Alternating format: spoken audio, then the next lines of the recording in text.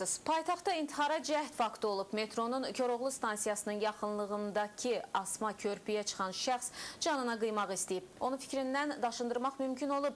Əməkdaşlarımız baş verənləri an-ban izləyə biliblər. İndi də sizi Ayşəm Rüstəmovanın hazırladığı reportajı izləməyə dəvət edirəm.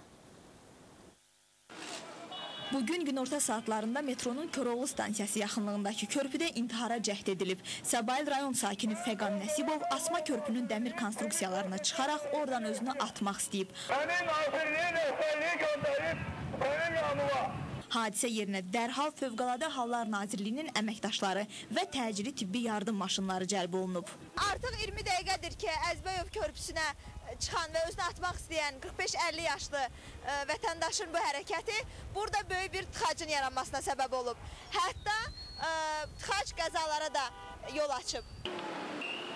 Polis əməkdaşlarının sözlərinə görə hadisə səbəbindən Heydər Əliyev prospektindən aeroport istiqamətində və Bakı ətrafı qəsəbələrdən üzü şəhərə tərəf bütün yollar bağlanıb. Yalnız 2 saat sonra aparılan psixoloji söhbətlər intihar etmək istəyən şəxsi fikrindən daşındıra bilib. Gəlin düz aşağı söhbət edin, ya da biraz aşağı gəl. Dərhal ərazidə bir neçə təhlükəsizlik çadırı açılıb. Fəqan Nəsibov asma körpüyə yaxınlaşan kran vasitəsilə aşağı indirilib.